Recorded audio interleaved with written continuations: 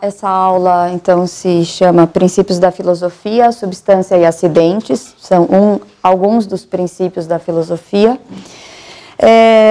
E antes de entrar propriamente na questão, uma coisa que até por causa das crianças me afligiu um pouco, de dar uma aula de filosofia.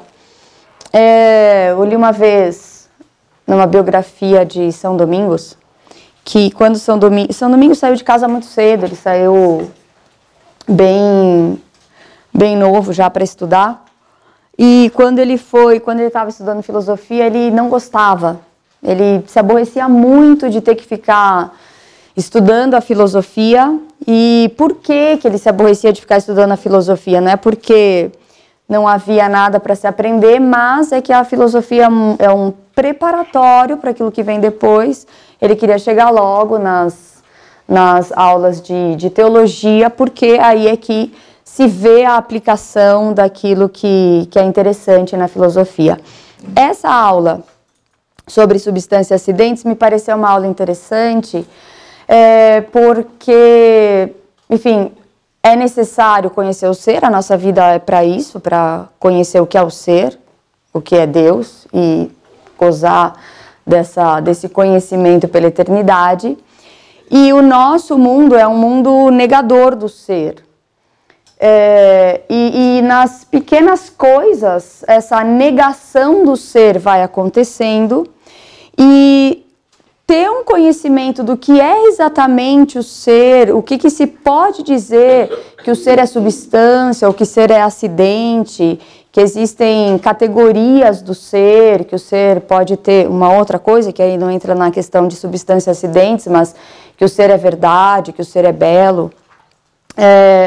Ter esse conhecimento é fundamental para ter clareza da verdade, para conhecer o que é o ser, para conhecer o que é o homem, enfim, e negar essa loucura do nosso mundo moderno, que tem, por exemplo, uma coisa que sempre me espanta quando a gente vai ao mercado, isso tem a ver com a minha aula, e a gente vê lá um iogurte sabor torta de limão. Iogurte, sabor... Agora eu não lembro qual foi o último sabor espantoso que eu vi de coisa, mas a gente vê lá torrada, sabor frango assado, batata, sabor presunto. Então, isso tem em si uma negação do ser. Se você vai comer batata, você não vai comer frango assado. Se você está abrindo um pacote de batata, o que você espera encontrar lá é batata com gosto de batata. Mas justamente essas coisas vão nos acostumando a não saber o que é o ser das coisas. Eu posso comprar um biscoito e, enquanto eu estou comendo biscoito, eu ter a ideia de que eu estou comendo uma torta de limão, ou parecer que é isso que está acontecendo. É claro que essas coisas nos afastam do ser. E isso é um dos exemplos de que se perdeu a noção já da diferença entre essência e substância. Afinal de contas, batata é batata ou batata é frango assado? É claro que a pessoa não se confunde quando ela pega uma batata, ela sabe que é batata, um frango, ela sabe que é frango, mas quando a gente vai explicar que o ser, ele tem uma essência que não se altera, e que por conta dessa essência ele tem certos deveres, ele tem certos limites, aí fica mais difícil, porque se a batata não tem nenhum limite da batata, se a batata pode ter gosto de frango, se o iogurte pode ter gosto de, sei lá, torta de goiaba ou qualquer coisa assim, a gente se acostuma com a ideia de que não há limite para o ser. Então, hoje, uma das outras coisas que são importantes, enfim, para ter esse conhecimento claro do que é o ser, na ciência é muito fundamental saber distinguir o que é substância, o que são acidentes. A nossa ciência moderna, ela é uma ciência que, enfim, a ciência vai estudar os acidentes, que é aquilo que a gente consegue ver, a ciência descritiva, mas se perde a noção de que existe por trás de uma certa matéria, de uma certa velocidade, de um certo formato, que existe uma substância imutável. Parece que tudo é extremamente mutável, porque se tudo fosse acidentes, exemplo, se eu me constituo apenas de um conjunto de o meu tamanho, a minha extensão no espaço, o meu formato externo, como tem gente que diz, porque o formato externo do homem até o formato, um certo formato do cérebro do homem é parecido com o formato do macaco, então, por causa deste acidente, o macaco é um quase homem, porque o formato, uma coisa está quase chegando na outra. É verdade que pelo formato, pelos acidentes, uma coisa é muito semelhante à outra, mas o que nos define não são os acidentes. Então, saber distinguir o que é uma substância e que uma substância se define por uma essência e o que são acidentes é fundamental para isso. Hoje em dia também, por conta da fenomenologia que vai dizer que o ser é aquilo que aparece do ser, que vai resultar também nessas loucuras de se dizer, por exemplo, no existencialismo, que é um filhote da fenomenologia, que o ser não está definido quando ele, no princípio da sua existência, que o ser vai se definindo na medida em que ele vai agindo. Daí essa loucura de se poder dizer que uma pessoa vai decidir se ela é homem ou se ela é mulher, porque se ela age como homem, ela é homem, se ela age como mulher, ela é mulher.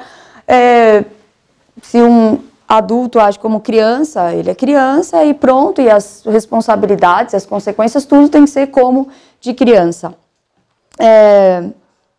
Também, se nós nos definimos só por certas características acidentais, nós podemos dizer que pelo tamanho de uma pessoa, pela cor da pessoa, pelo formato do rosto, do nariz, umas pessoas são mais que outras, umas pessoas têm certos direitos que outras não têm, assim, alguns direitos, claro, as pessoas vão ter. Uma pessoa muito baixinha, ela pode, se ela quiser, ser jogadora de basquete, não convém, mas são coisas que não tem a ver com aquilo que é a finalidade do homem.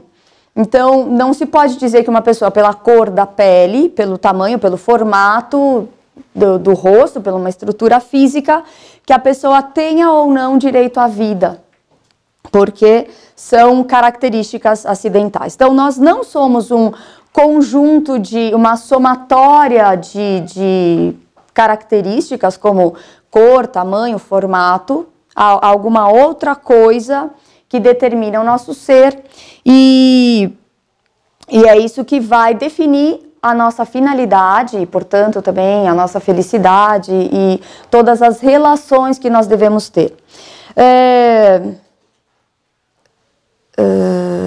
Certo. Então, primeiro, para a gente entender que há alguma coisa, então, primeira distinção, claro, a grande distinção que a gente faz é entre substância e acidente. Antes disso, eu falo para vocês alguma distinção, o que é, em que classificação é essa que nós damos ao ser de substância ou acidente. O ser, ele pode ter algumas características, uma característica que é comum a todos os seres e que não vai diferenciar um ser de outro, que são os transcendentais. Então, todo ser existe, certo? Então, tudo que existe, existe. É óbvio, mas é isso mesmo. A filosofia, ela trata sempre de coisas óbvias. O que é mais óbvio é mais difícil de falar, mas todo ser tem existência, ele existe. Tudo aquilo que existe é alguma coisa, ela tem uma definição. E isso é comum a todos os seres. Todo ser, por existir, tem uma definição, é alguma coisa. Enfim, são 7 os transcendentais, só para a gente entender. O ser, então, ele existe, ele é ele é algo, ele é verdadeiro, ele é belo, ele é bom, e faltou, ele falou distinto de outro, ele é algo, tá? Então, algo, ser, coisa, bem, beleza e verdade, tá? A aula não é sobre isso, então a gente passa rapidamente só para saber. Agora, existe um atributo, enfim, existe um modo de falar do ser que implica numa diferenciação. Então, há modos de ser. Então, todo ser é belo, todo ser é bom, todo ser é uno. E a diferença entre os seres nessas características é uma diferença de grau. Existe o ser que é a verdade absoluta, o bem absoluto e outras coisas que participam desse ser em graus diversos. Mas os transcendentais não vão distinguir, não vão dar características distintivas do ser. Agora, os seres são diferentes uns dos outros. Como é que eles são diferentes uns dos outros? Como é que a parede, mesa, ser humano, data show, relógio, cães, gatos, árvores, como que tipo de coisa é essa? Cores, por exemplo. Então, a cor existe. Então, essa folha, a folha é um ser, amarelo é um ser. Então, há modos diferentes de ser. De maneira geral, esses modos diferentes de ser são a substância e os acidentes. O que é a substância? A substância é o tipo de ser que existe por si mesmo. Tá muito fácil perceber isso. A definição pode ser um pouco abstrata, mas se eu digo que esta caneta existe por si mesma, isso quer dizer o quê? Ela pode ser tomada separadamente. Eu posso empilhar canetas. Eu posso pegar uma caneta na mão, certo? Por quê? Porque a caneta existe por si mesma, certo? Ela não existe em outro ser. Agora, essa tampa da caneta, que é azul, o azul existe, certo? Existe. Eu posso pegar o azul? Eu posso pegar a tampa azul da caneta, mas eu não posso pegar o azul da tampa sem pegar ao mesmo tempo a tampa. Ah, mas e a tinta? Então, tem uma cor na tinta. Se a tinta é líquida, se a tinta é em pó, eu tenho que pegar o pó da tinta, o líquido da tinta, para poder usar essa cor do ser. Tudo bem? Então, existe um grupo de seres que existem por si mesmos, são as substâncias. E existe um grupo de seres que existe em outro ser, são os acidentes. Tudo bem? A gente pode chamar de maneira geral que existe, aí considerando o mundo criado, que existem corpos e atributos dos corpos, certo?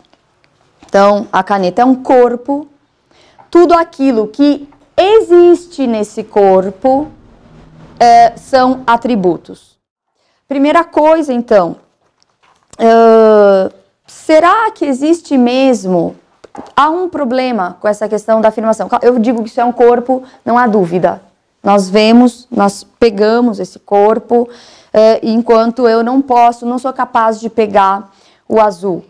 Mas se questiona, inclusive, mas será que existe mesmo? O que é exatamente esse corpo que recebe essas características? Será que o corpo mesmo não é simplesmente um conjunto de características? Por que se põe esse problema para nós? Porque nós não somos capazes de ver a essência ou propriamente a substância das coisas. O que nós vemos? A maneira como o ser se manifesta, certo? E como é que ele se manifesta? Os seres corpóreos, eles se manifestam por meio dos acidentes, por meio da cor, por meio do tamanho, por meio de um certo formato que eles tenham. Então, uma das maneiras da gente entender que tem que haver uma substância por trás desses acidentes, ou seja, tem que haver um ser subsistente, algo, um princípio subsistente que é capaz de receber todas as coisas. E a gente percebe isso quando nós vemos as coisas mudando. Nós podemos ter uma percepção interior dessa verdade. Nós existimos por nós mesmos, nós somos uma substância. Nós podemos ter, ao longo do dia, ao longo dos dias, ao longo dos anos, humores diferentes, pensamentos diferentes, nós vamos aumentando o nosso conhecimento e nós não ficamos achando que, ontem eu era uma pessoa, hoje eu não sou mais aquela pessoa, porque agora eu tenho outras características. A pessoa pode se deixar levar exageradamente pela filosofia moderna e chegar a achar isso, se ela não tem uma filosofia correta na cabeça. Se as pessoas simplesmente não pensam muito, certo? Elas sabem, claro. As dívidas que eu assumi ontem não são mais minhas hoje. Então, as pessoas sabem que aquilo que elas fizeram ontem, há consequências hoje. Na contaria, vai ver que é meu hoje. Exato. Então, essa permanência de certas características, essa permanência de uma existência, que, por exemplo, nós sabemos que é o eu, isso indica que, embora, se a gente pensa, o nenezinho, a criança, e um adulto, há muitas diferenças. Eu lembro quando eu estudava biologia, eu gostava de pensar, eu ficava pensando nisso, porque eu não tinha filosofia correta na cabeça. Eu queria entender qual que era esse princípio que fazia com que trocam todas as células e a pessoa continua sendo o mesmo ser, certo? Porque, de fato, vão trocando as nossas células. Vai trocando, aqui, essa minha mão é a minha mão, ela foi aumentando de tamanho, ela vai... O Sinibaldi dá um exemplo aqui, isso é interessante, que diz, olha que interessante, que a cada 8 anos, se tivesse um biólogo para confirmar antes de dizer, mas está dito lá, a cada 8 anos, todas as nossas células são trocadas. Quer dizer, a pessoa poderia ter desaparecido. O que permaneceu se todas as células foram embora? Certo, então tem que haver alguma coisa que permanece, tá? Nós vemos também, sei lá, as coisas ao nosso redor. Se essa mesa, se a gente destrói a mesa, quebra, divide ela em partes, ela deixa de ser mesa. Mas há alguma coisa que vai permanecer nela, há algumas características que se mantêm características da mesa, por exemplo, a resistência da madeira, certo? Onde existe a resistência da madeira? Onde é que se dá isso? Porque a gente não pode pegar a resistência sem pegar um pedaço de madeira, certo? Então tem que haver alguma coisa que permanece enquanto as mudanças, enquanto um corpo sofre mudanças, tudo bem?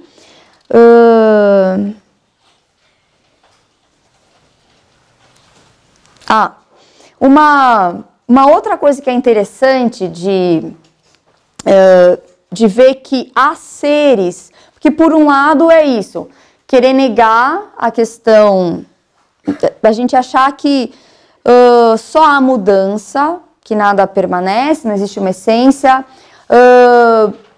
Achar também que há um ser de que nós somos acidente, certo? Então, que não há... bom, então, se tudo são acidentes, onde é que está o ser das coisas? De quem que... Como é que existe isso? Será que existe mesmo essa substância que tem existência por si? E aí se pode chegar a afirmar o absurdo de que nós somos, como o Spinoza vai afirmar, por exemplo, de que nós somos acidentes da única substância que é Deus, certo? O que garante, por exemplo, nós aqui também, todos somos seres humanos, certo? Então, isso que nós somos em comum, como é que eu sei que eu sou ser humano substancialmente, que a minha individualidade é uma substância do Yuri, do Anivone, Marcelo, do André, do Padre? Como é que a gente sabe que eu não sou uma espécie de... Como fala? Uma espécie de implante nesse ser humanozão, assim. Bom, isso aí, enfim, se fosse isso... Aquilo que acontece com um ser humano tinha que acontecer com outro ser humano, certo? Então, se um ser humano morre, quando morre um, morrem todos. Isso seria uma marca de que não há distinção individual, não há substâncias individuais, mas de que haveria uma única supersubstância. Se eu corto a minha mão, por exemplo, todos os dedos da mão vão perecer. Eles não vão substituir. Isso não acontece com os seres humanos. Logo, eles são indivíduos. Certo? Tudo bem? Agora, mas será que então nós não somos um acidente, por exemplo, um acidente da divindade? Então tem lá Deus e nós somos... Uma catapora dele. Catapora é bom. Uma catapora de Deus. Veja, a nossa vontade livre mostra que não. Porque se nós agimos contra a vontade de Deus, a minha mão, ela não pode agir contra a minha vontade, certo? Eu posso, se a minha mão está doente, se a minha mão está paralisada, não conseguir agir sobre a minha mão. Mas a minha mão não pode sair, como as crianças falam. Tudo é sem querer, né? A minha mão bateu, foi sem querer. A mão adquiriu uma vontade livre, saiu andando, derrubou, quebrou, pegou, pôs as coisas dos outros na minha mochila. Foi a minha mão que fez isso, não fui eu. Então, a mão não pode agir contra a minha vontade. Nós podemos agir contra a vontade de Deus.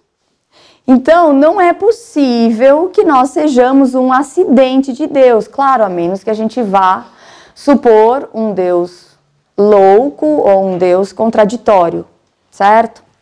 Mas aí, então, já entra num grau de doença, de maldade maior, né? Tá? Tudo bem? Então, existem substâncias... Substâncias são coisas que existem por si mesmos.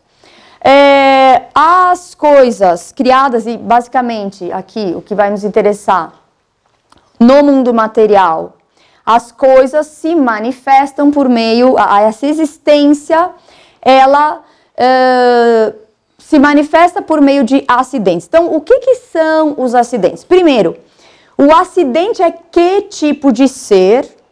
É um ser que existe em outro, tá? Então, existe o amarelo, eu não posso pegá-lo separadamente, mas eu sei que ele existe. Ele é ser, portanto. E um ser que não tem existência por si. Ele tem uma natureza que exige uma outra coisa, um outro ser em que ele possa se manifestar. um substrato, tá? Que mais? Tinha umas coisas aqui.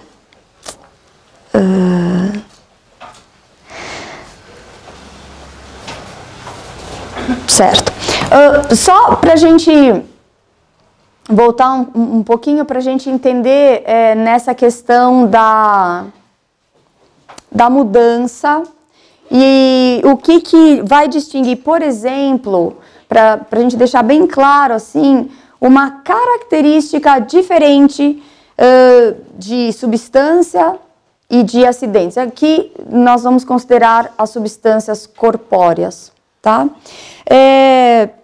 Existem dois tipos de mudança quanto aos atributos. Eu já falei atributos? Então, existem corpos e atributos dos corpos, certo? Os corpos, então, eu posso rasgar essa folha. Eu não posso rasgar o amarelo. Posso rasgar o amarelo? Não dá para rasgar o amarelo. Eu posso rasgar a folha amarela. Eu posso pintar a folha com uma outra cor. O que eu estou fazendo com o amarelo quando eu pinto a folha de uma outra cor? Estou estragando o amarelo. Não estou estragando o amarelo, estou estragando a folha. Tá? Então, quando eu pinto uma folha, o que eu estou fazendo? Essa folha, nessa parte, não é mais amarela, certo? Superficialmente, ao menos. Agora ela é azul. Ela continua sendo folha, certo?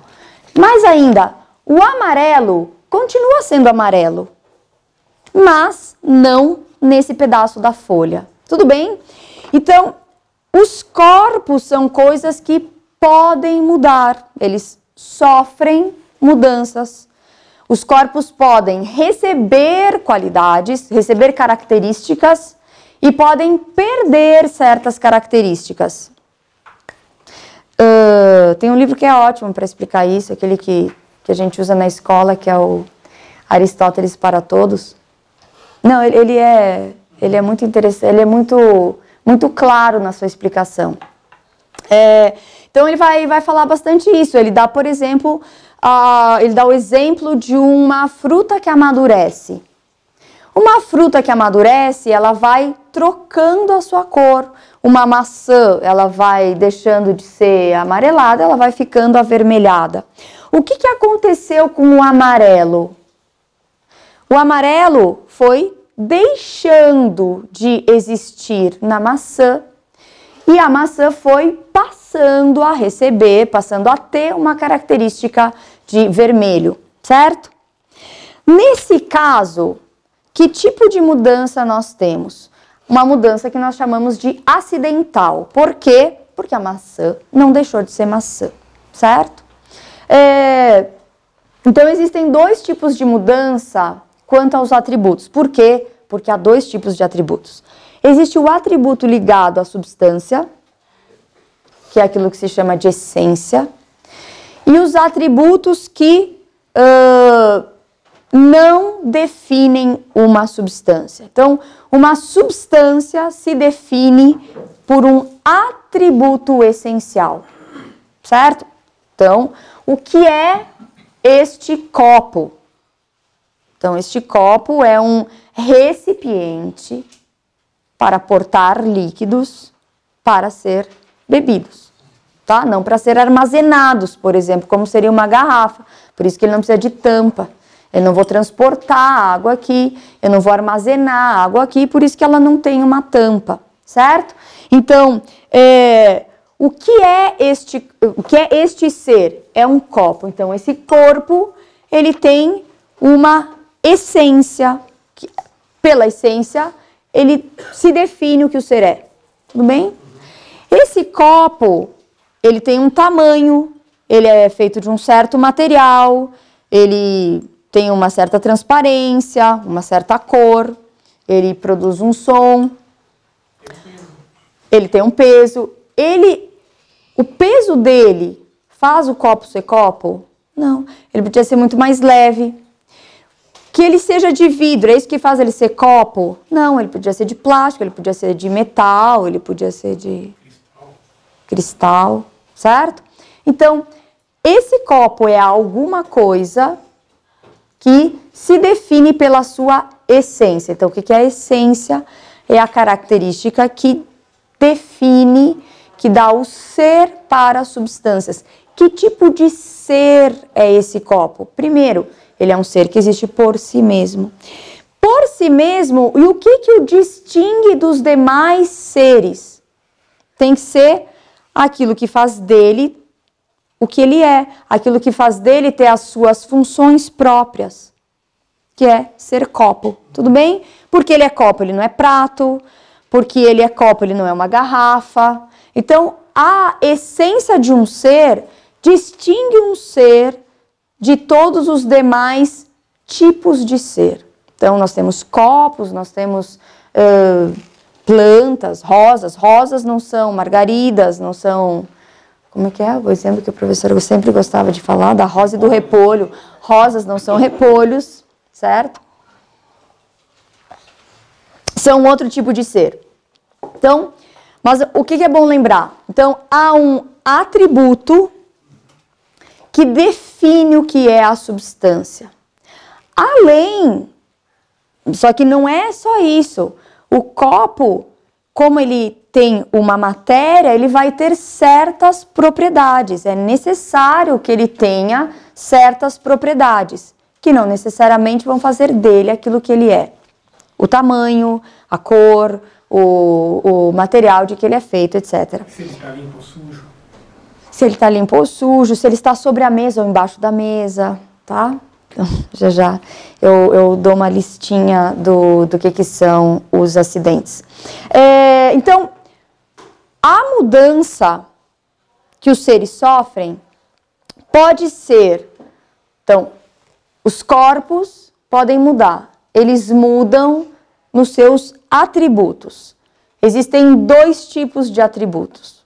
Os atributos, quer dizer, o atributo essencial, o que vai dizer que tipo de substância nós temos, que tipo de substância é um corpo, e os atributos acidentais.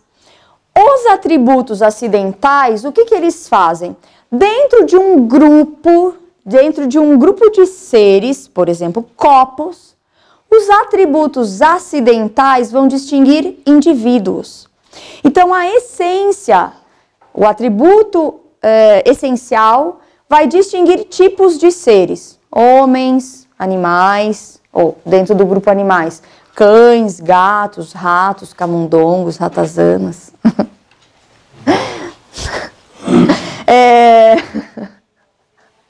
Então, dentro de dada uma essência, essa essência distingue grupos de seres. Dentro desse grupo de seres, há indivíduos, certo? Dentro dos seres humanos, então, a Dona Célia, o Marcelo, o Giordano, o Eduardo. Então, atributos acidentais distinguem indivíduos, atributos essenciais distinguem grupos de seres entre si. Dependendo, então, lembrando, os corpos mudam em relação aos seus atributos. Eu posso pintar o copo, eu posso cortar o copo, deixá-lo menor, ele continua sendo copo. O copo pode passar por uma mudança acidental. A mudança acidental não faz com que o copo deixe de ser copo.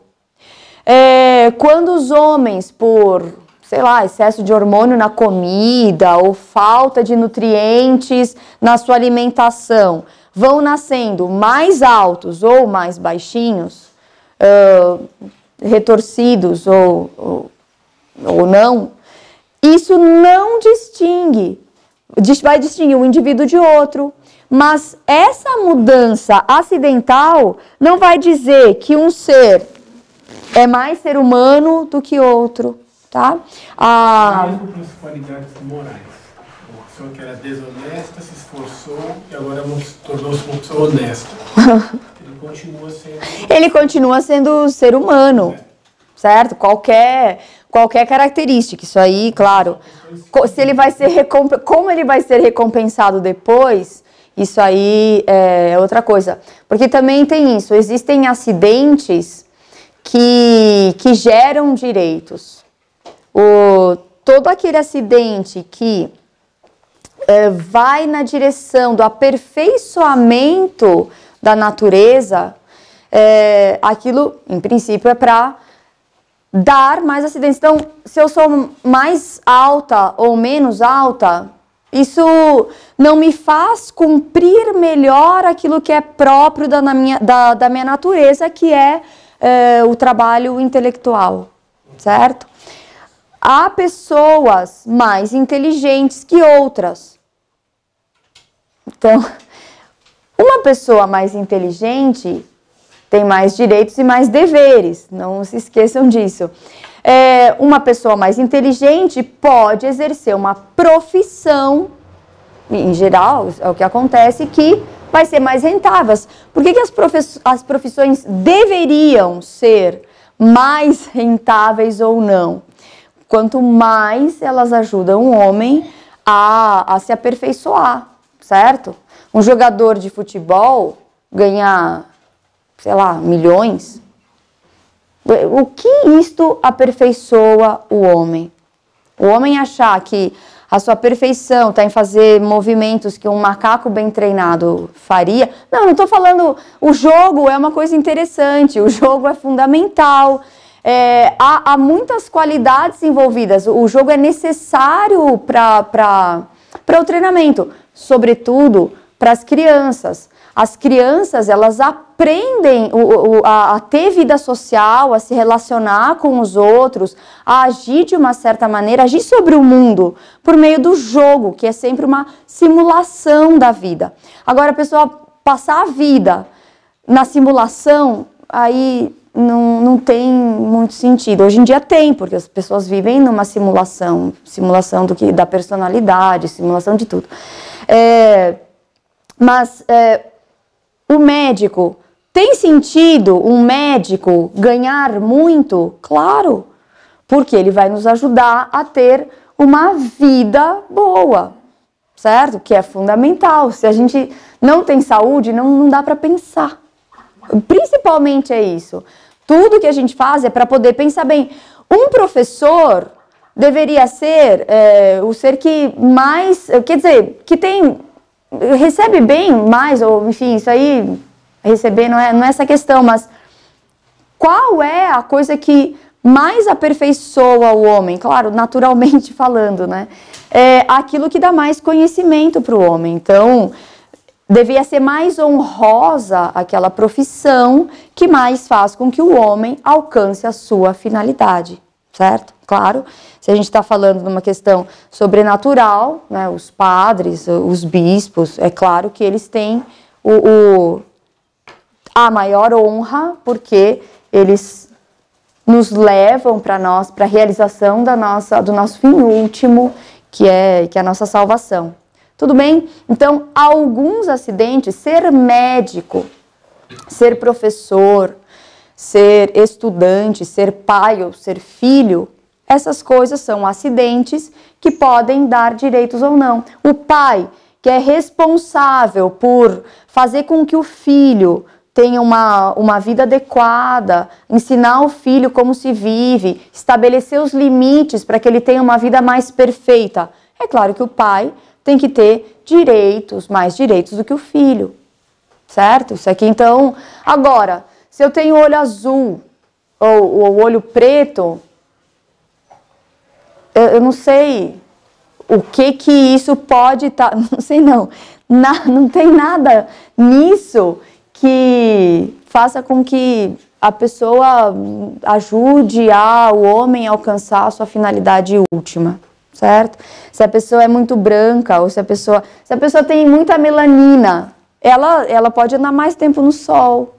Se a pessoa tem muito pouca melanina, ela precisa se cuidar do sol. Tá, e aí? Isso aqui não faz muita diferença para o que interessa. Tudo bem? Tá claro, eu deixei alguma coisa pela metade? Deixei alguma coisa mal explicada. Não, então, certo. Então, existem mudanças acidentais e mudanças essenciais. O que é a mudança essencial? Porque, claro, nós podemos, o nosso ser, ele vai se aperfeiçoando, nós vamos recebendo acidentes. Claro, quando a gente aprende uma coisa, nós recebemos acidentes. Quando a pessoa se forma, são acidentes que ela está recebendo, são qualidades que ela está adquirindo, saber uma coisa. Ela não deixa de ser o que ela é. Agora, a essência de um ser pode ser perdida. Quando é que um ser perde a sua essência? Quando morre. Ou quando é que a mesa deixa de ser mesa? Quando ela é destruída. Quando ela não serve mais para apoiar coisas sobre ela. Certo? Então, é possível. Existe a mudança acidental e existe a mudança essencial. A mudança acidental é aquela que não faz com que o ser deixe de ser o que ele é. Se eu pinto a mesa, continua sendo mesa. A mudança essencial, ela é aquela que faz com que o ser deixe de ser o que ele é. Como eu estou falando isso, tem uma outra característica que é muito interessante. Características da mudança acidental e da mudança essencial. A mudança acidental, ela se faz ao longo do tempo. Então, ficar doente é um acidente, certo? Eu vou deixando de ter saúde. Eu não fico doente assim instantaneamente. Eu vou adoecendo, adoecendo, adoecendo. Aí eu começo a tomar remédio, eu vou me curando, me curando, me curando, me curando. Essa mudança exige o tempo para acontecer. Então, toda a mudança acidental é algo que existe, que se dá no tempo. A mudança essencial, não. Até o Adler, nesse livro Aristóteles para Todos, ele dá um exemplo que é muito claro. Eu vou enchendo um balão, eu vou soprando balão, ele está mudando de volume, certo? Ele está enchendo, enchendo, enchendo. Ele vai enchendo, ele é balão, enche mais, é balão, enche mais, é balão. E de repente, ele estoura. Em quanto tempo ele deixou de ser balão? Quanto tempo ele foi alguma coisa, foi balão e não balão? Não há tempo que meça isso. A gente pode não conseguir detectar, mas enquanto ele está inteiro, ele é balão. No instante em que a matéria dele não é mais capaz de conter o ar que está lá dentro, ele deixou de ser balão. É uma mudança instantânea, certo? Por isso também, se a gente vai falar da morte de uma pessoa ou do nascimento de uma pessoa, as mudanças essenciais, elas são de geração ou de corrupção. Quando uma criança nasce, quando ela é gerada, não tem essa de vai sendo gerada, não. Tem que ser instantâneo, certo? Um instante antes, não era ser humano. Um instante depois, é ser humano, tá? É ser humano, tem a essência própria de ser humano. Essa justificativa para o aborto vai se desenvolvendo, isso, metafisicamente é infundável. Isso aí não dá, não dá. Mesmo a questão do evolucionismo. Então, existe lá um ser que é macaco. Ele vai mudando, mudando, mudando, e ao longo do tempo ele vai se tornando homem. Isso não existe, certo? Para ser um ser, quando um homem é gerado, ele é gerado. Não existia, agora é homem. Não é que o macaco vai, com o tempo, adquirindo qualidades,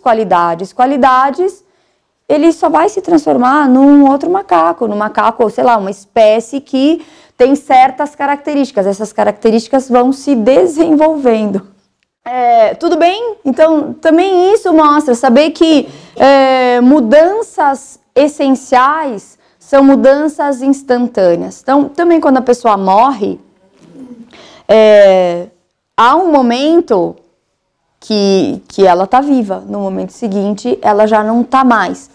Não é o quanto as máquinas são capazes de detectar, certo? Porque isso aí, acho que não dá para saber exatamente qual é o momento em que aquele corpo não está mais sendo regido, administrado pela alma. Uma situação intermediária. Não há situação intermediária.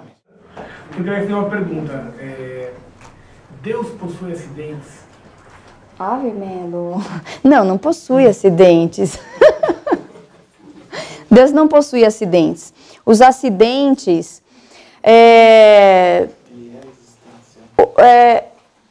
Deus é um ser simples, certo? O acidente, ele é só se dá nos seres compostos, certo? Então, Deus, sendo simples, ele não tem nenhuma composição, ele não tem nenhum acidente. O que eu ia falar agora... Pode ser melhorado, além disso. Perfeito, portanto... E mesmo a essência dele, ele não perde. Então, enfim, ele é imutável, certo? Não vai se aperfeiçoando, não vai se formando, não vai perdendo perfeição, tá? Isso aí, na questão da simplicidade de Deus, a gente já consegue explicar o que foi. É que às vezes não é tão óbvio, tá? Você explica aí no verbo. Tá? A simplicidade exclui o acidente. Agora, o que acontece... O que quer dizer isso? Que Deus é simples, quer dizer o quê? Que é uma pessoa orgulhosa? Ele é humilde, me explica, que não tem uma casa luxuosa. Que Deus é simples, que ele não tem composição, que ele não tem mistura, que... Eu não sei explicar o que é. Então, ele não tem mistura, não tem... Isso. Tá. E os anjos? Tem acidentes?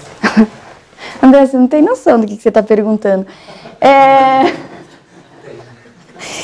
O que acontece, então, eu vou dar uma lista dos acidentes e como é que eles se distinguem, porque existem acidentes que decorrem da matéria e existem acidentes que decorrem da forma. Então, só para dar um exemplo, um dos acidentes é, por exemplo, aqui, eu estou mexendo o prato, certo? Eu estou agindo sobre o prato está sofrendo uma ação minha. Então, o prato, ele tem o acidente daquilo que se chama de paixão, certo? Então, ele tem como característica, nesse momento, estar sofrendo uma ação.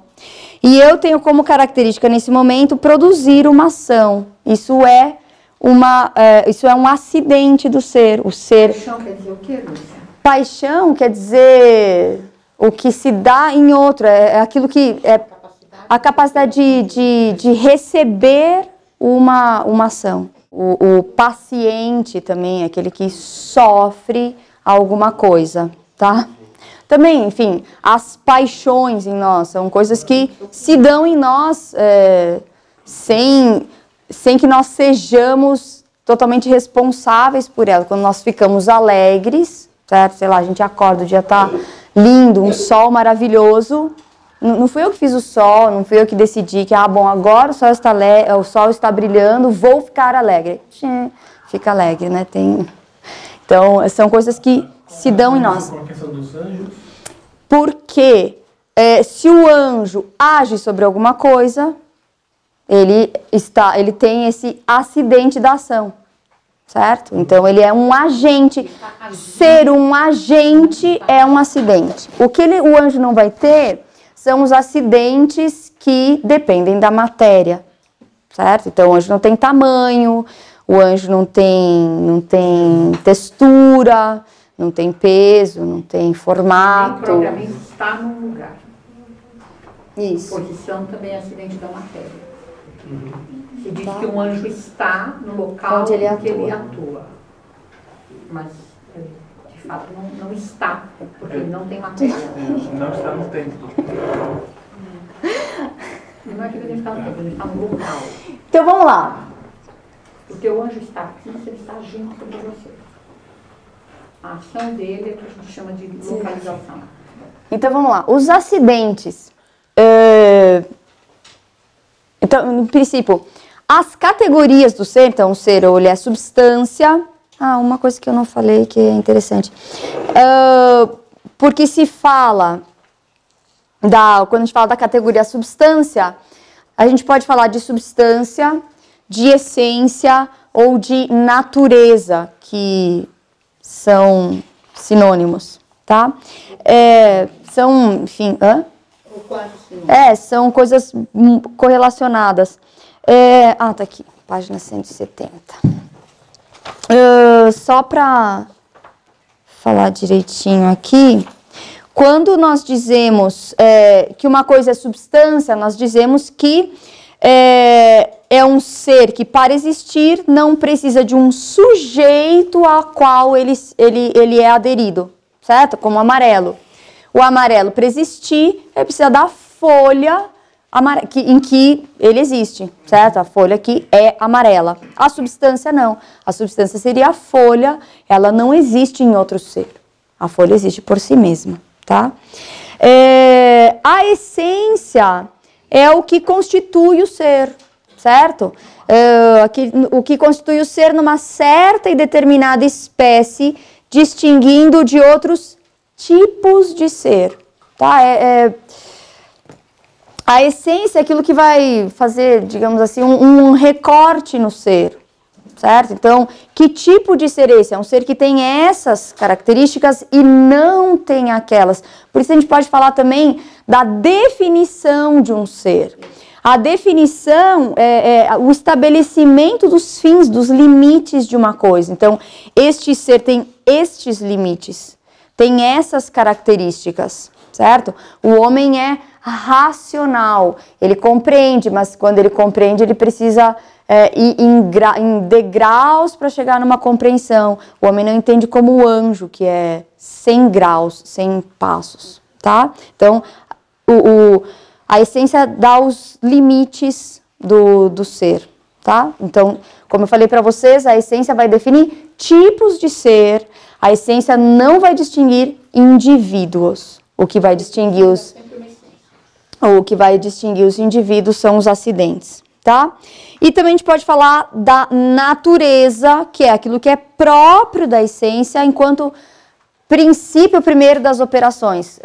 Eu vi num outro livro, não sei quando, mas enfim, outro livro de filosofia, que eu acho que, será que não é no Code, talvez?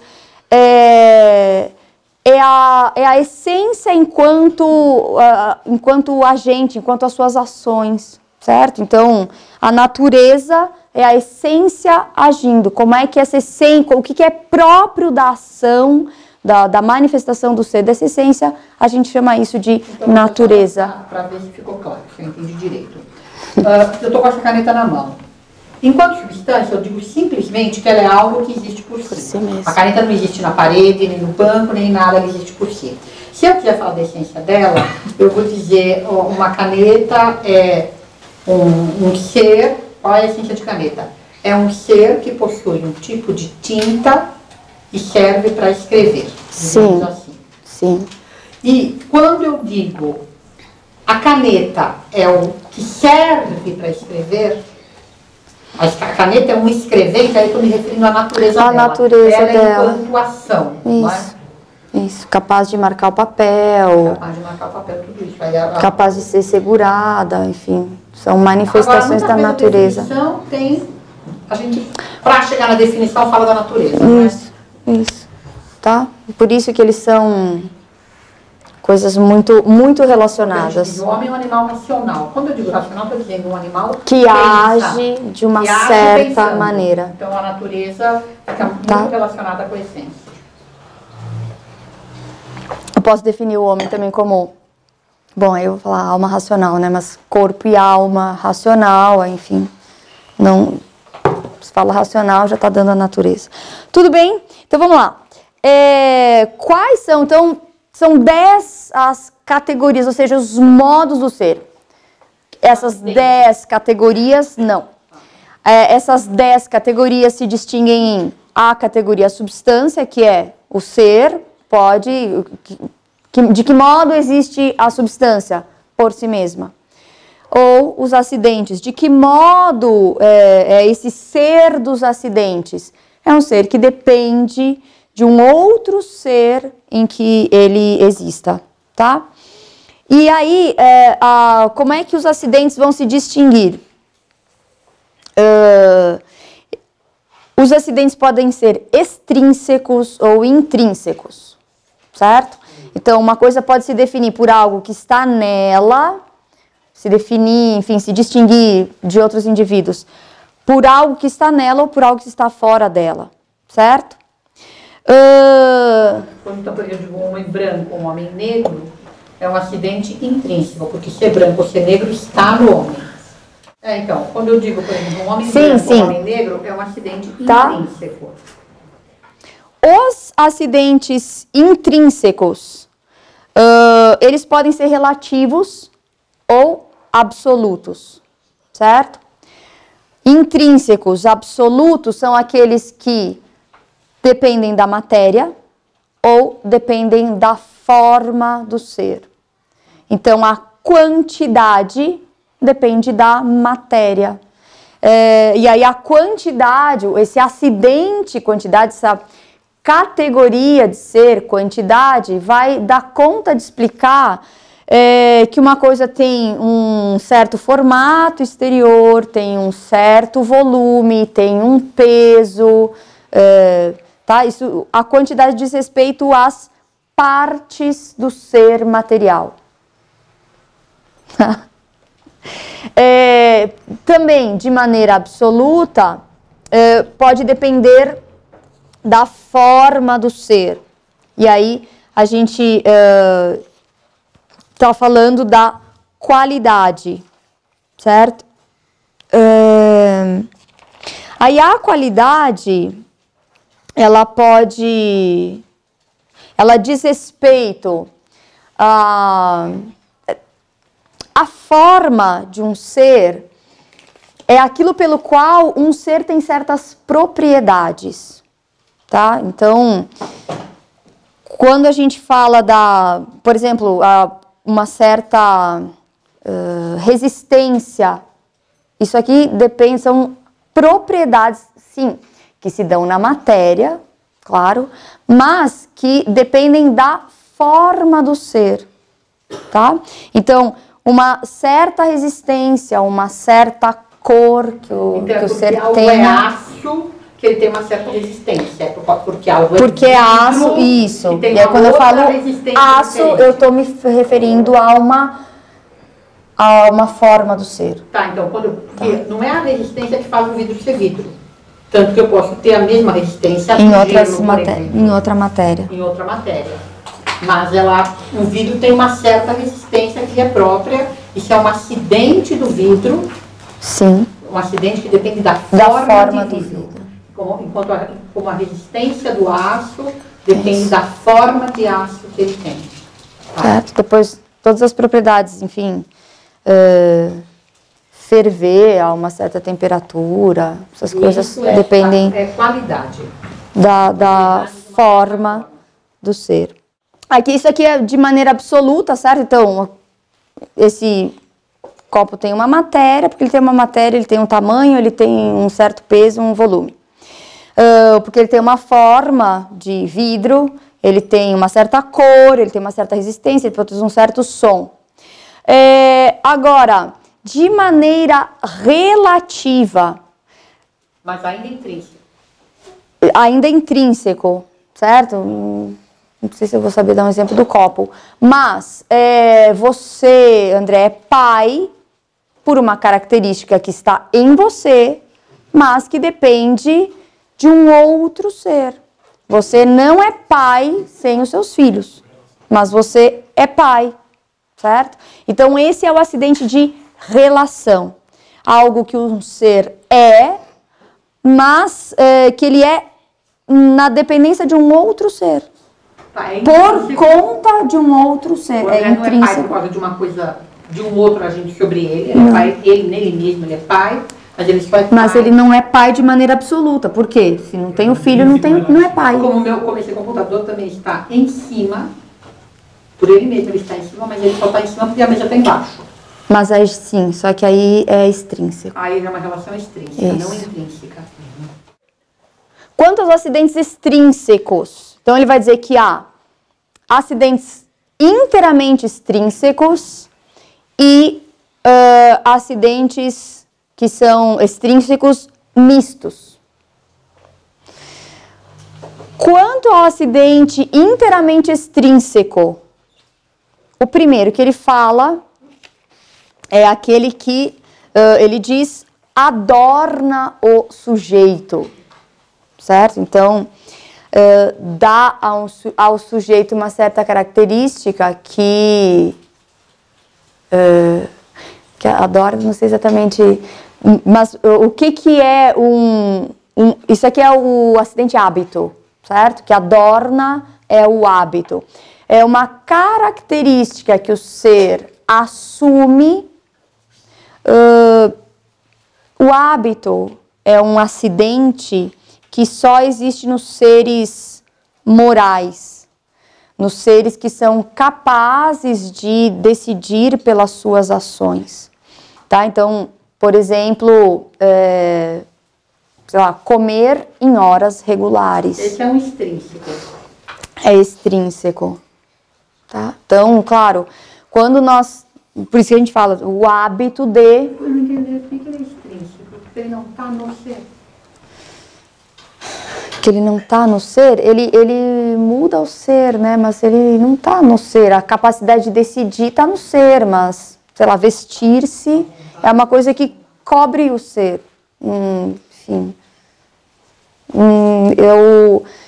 A minha carne tem uma certa resistência por propriedades que são decorrentes da sua natureza. Minha natureza me faz ser capaz de decidir, capaz de deliberar sobre as minhas ações, mas essa ou aquela ação... Esse ou aquele hábito, não. Não, Mas acho seria que... exploração de um certo modo aí, né? E não o acidente da ação. Tá, então É feito ordenada ou não. Só para vocês saberem, essas categorias... que tanto às vezes se fala, são 8 categorias, ou são 9 categorias, ou são 10 categorias. Aristóteles, ele fala das categorias, primeiro quando ele fala das categorias, até uma coisa interessante de notar, quando ele vai falar como se fala sobre o ser, certo? Então, quando eu vou falar das coisas, que categorias gramaticais eu uso? Do que é? É meio como se ele dissesse assim, do que eu posso dizer é. Certo, quando eu digo... O grego também e está é a mesma coisa, né? Está é a mesma coisa, sim. É o verbo de ligação genérico. Está em cima da mesa, eu digo é claro, é escuro, eu digo é pão. É isso que ele tá explicando. Isso. E quantas maneiras eu posso dizer o ser, porque então se fala isso, é aquilo, aquele outro, dá para reduzir em quantos modos de dizer o que a coisa é, tá? Então, ele vai falar, por isso que, quando a gente vai falar disso do agente, do paciente, é uma análise que ele faz a partir da voz ativa e voz passiva, faz a coisa, sofre a coisa, tá? Então, também essa... Quando eu digo alguém, eu digo, por exemplo, ele é honesto, essa categoria do hábito. Do hábito. Uma coisa que é intrínseca a ele, isso. Não constitui enquanto ser, nem enquanto matéria, nem enquanto forma. Faz parte de uma característica adquirida por deliberação. Que cria por deliberação. Tá? Porque eu estou falando isso, então não é sempre que ele vai falar de todas as categorias. Então, se ele está falando na física sobre o movimento dos corpos e tal, ele não vai falar do hábito e ele reduz ação e paixão a uma coisa só. Em outros ele vai distinguir isso, e quando ele fala de hábito é quando ele está falando só sobre as ações humanas, tá? Quando ele trata de moral, certo? Então, por quê? Esse acidente hábito se dá só nos seres morais, tá?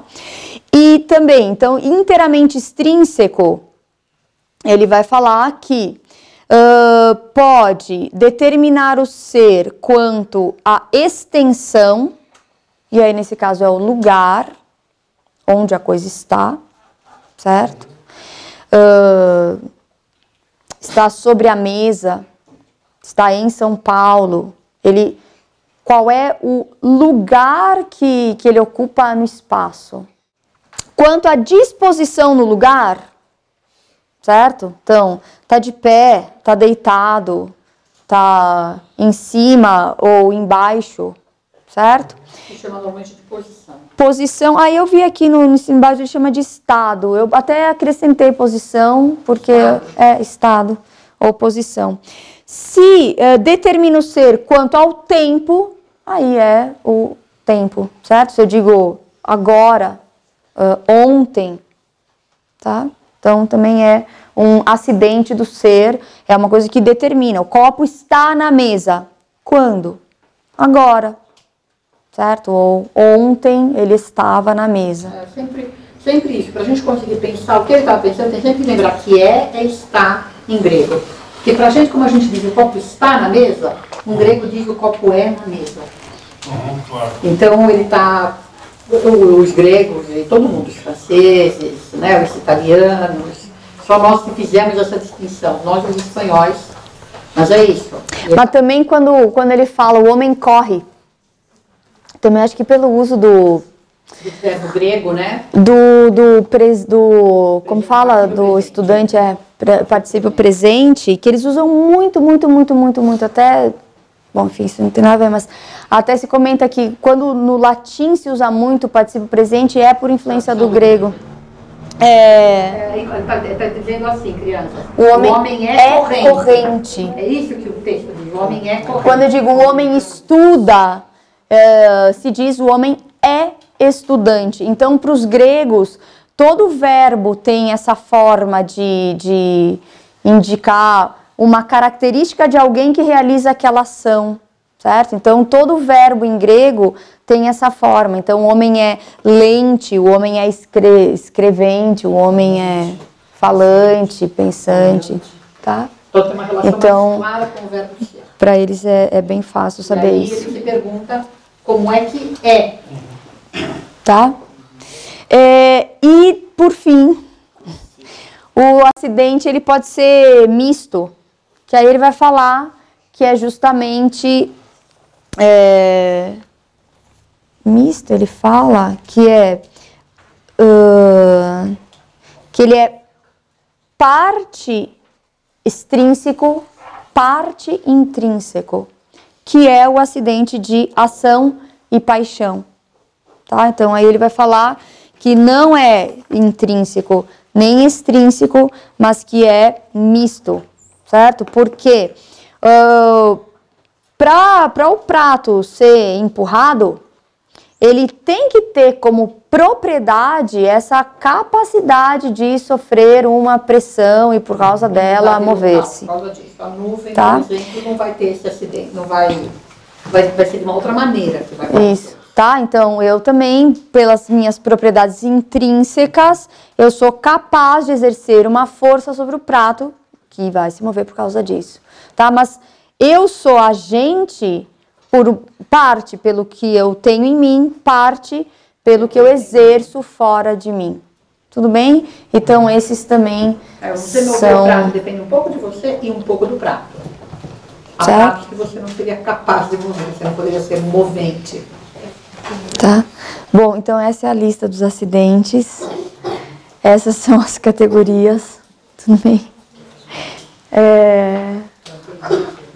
Diga. Porque a senhora falou da relação, né, de Deus enquanto Criador e criatura. Mas tem também a relação dentro da Santíssima Trindade, entre Deus que conhece e Deus conhecido. É isso que a senhora falou, não é? Que são as relações transitivas, né? Repete a pergunta. Então, além dessa relação de Deus, além dessa relação de Deus para fora com as criaturas, de Criador em relação às suas criaturas, tem as relações internas das pessoas, né? Deus Pai, Deus Filho, Deus Espírito Santo. Elas fazem parte da natureza de Deus. Deus, por essência, por natureza, é Trindade. Não é um acidente em Deus. Essa é a própria essência de Deus. O que Deus é Trindade. Porque Deus, enfim, essencialmente Ele existe, essencialmente Ele conhece, essencialmente Ele ama. Não tem... São relações... A senhora tinha que dar uma aula sobre a tese da senhora. Lúcia, outra pergunta. Diga. Deixa eu ver, fazer essa pergunta aqui. Qual seria a substância de Deus? Deus é o que é. A substância de Deus, não sei se fala substância, mas a substância de Deus é o próprio ser dele, é o ser, Deus é. Ele é a existência, não é isso? Enfim, o que seria, qual é a essência de Deus? A essência e a existência em Deus se identificam. O que é a substância dele? É Ele. Ele é... Em tá, Deus porque tudo é Deus. em Deus Não há mais nada a dizer. Em Deus e por isso que Deus é simples. Uma outra pergunta. Todo acidente, então, existe numa substância? Sim. Isso. Então, quer dizer, quando acontece o milagre da transubstanciação na missa, Deus mantém acidentes mudando a substância. Certo. Por isso que é um milagre. E aí a questão é, o que é a substância? Porque o acidente tem que existir numa substância.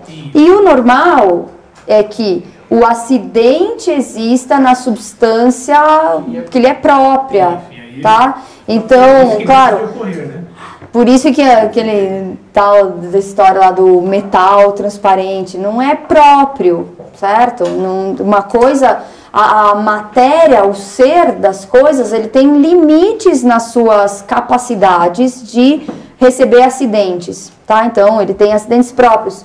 Então, a questão é quando não tem mais a substância própria daqueles acidentes, o acidente existe numa substância mais perfeita que assume esse acidente, se mantém.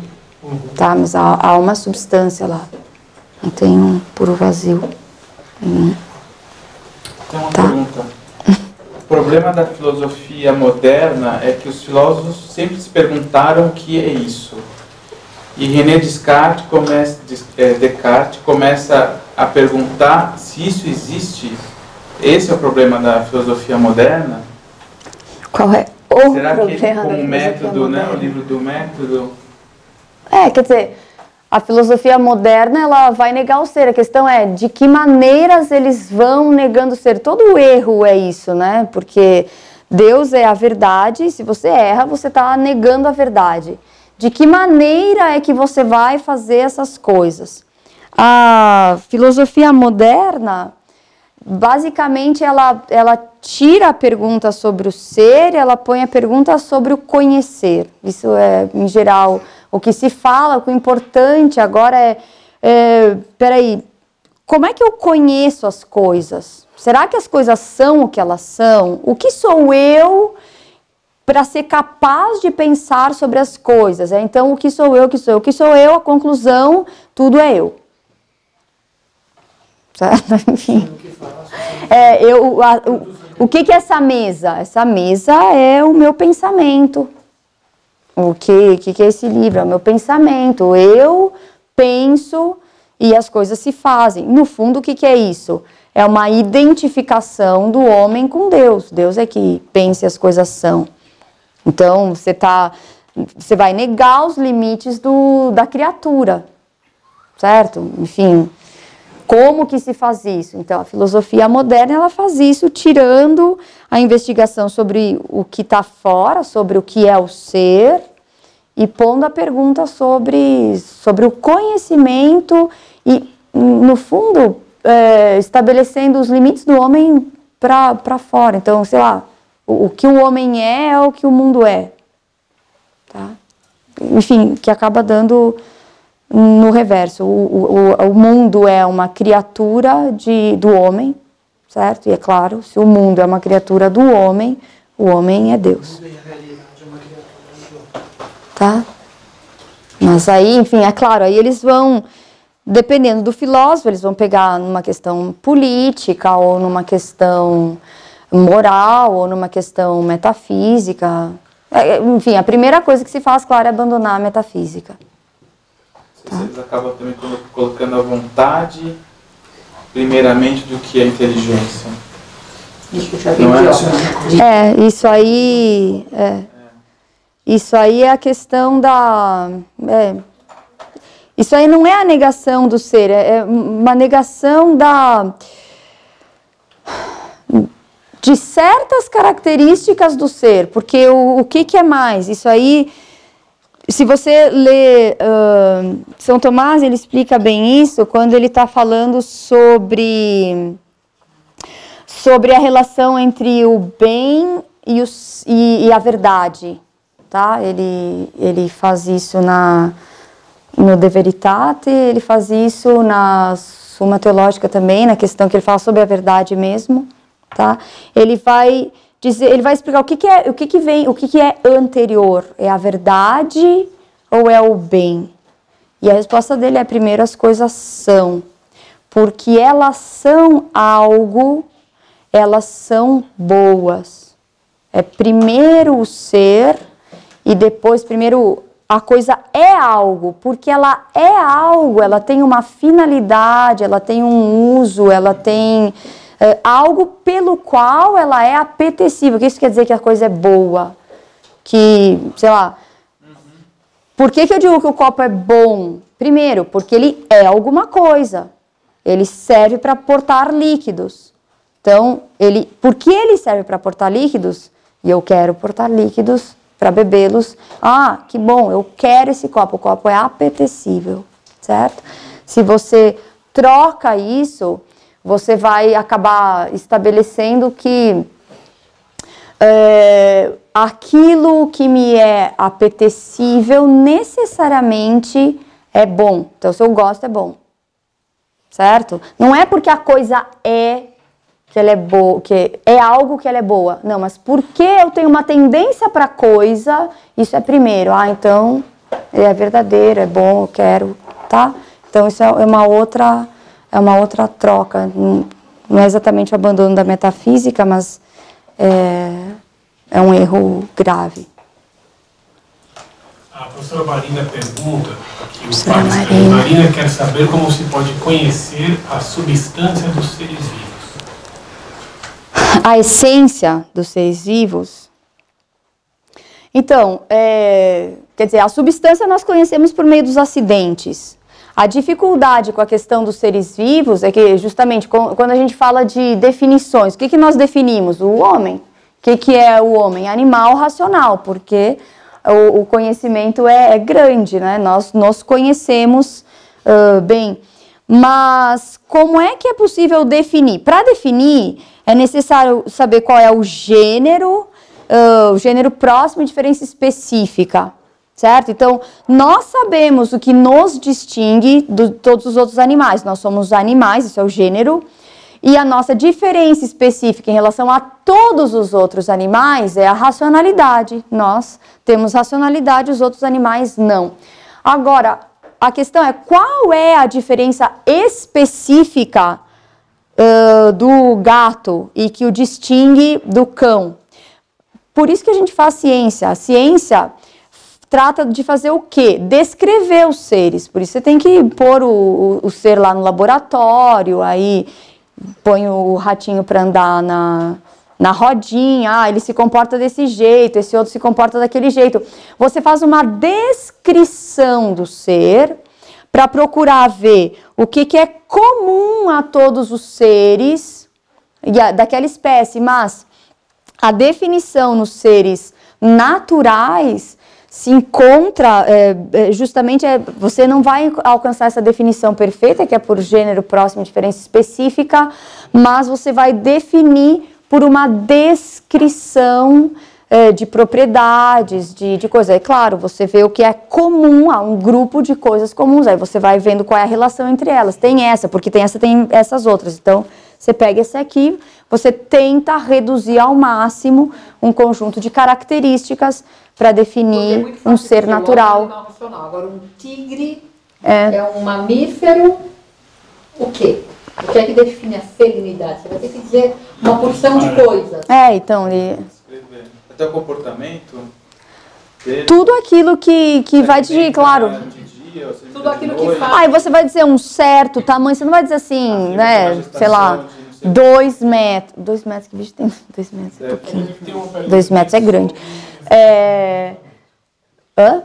Tem uma pergunta que vai em relação ao do... Então, mas é isso, é por um conjunto de características, certo? Aí, claro, no caso, você vai dizer assim, tamanho de tanto a tanto, manchas de tal, é muito de tal fácil tipo. O limite do homem, porque é o único animal racional. Os limites dos outros animais, ou das outras coisas vivas, são muito... Isso. Agora, também, o limite das coisas artificiais é fácil dar, porque é só definir pelo uso que se faz das coisas, tá? A finalidade é que define. É que justamente é difícil definir. Um homem é um ser racional. Qual é a finalidade do homem? A finalidade do homem é pensar. Qual é a finalidade do tigre? O que é a tigridade? É muito difícil de dar os limites. Os limites para nós não são claros. Definição em ação, né? Quanto mais vai descendo o ser, fica mais difícil de isolar do seu particular. Tem um ser menos perfeito, então vai ser mais difícil de defini-lo por gênero e diferença específica. Aqui você pergunta, qual é a relação do ser e do fazer? Ou seja, eu sou aquilo que faço ou faço porque sou? As minhas ações decorrem do meu ser? Eu sou o que eu faço ou faço porque sou? Não, então, é que nem o copo, né? Então, ele... Toda substância corresponde a uma ação que lhe é própria. Isso, tá? Então, toda substância tem uma essência, então, pela própria definição, né? Um ser, ele a definição de um ser estabelece os limites da sua ação, os limites das suas propriedades, assim como não dá para ter madeira transparente, não dá para ter metal transparente, quer dizer, o homem, ele tem certas possibilidades de ação. Esse conjunto de possibilidades, claro, não é que o homem vai realizar tudo. Um homem pode ser médico ou matemático, ele tem isso como capacidade, certo? Ele vai fazer uma coisa ou outra. Então ele é médico e não matemático, então ele não é, o médico é mais homem do que o matemático, não. O homem, por ser homem, tem capacidade de ter essa especialização, então ele se realiza segundo as possibilidades da sua natureza. Então as possibilidades da natureza estão dadas na essência, certo?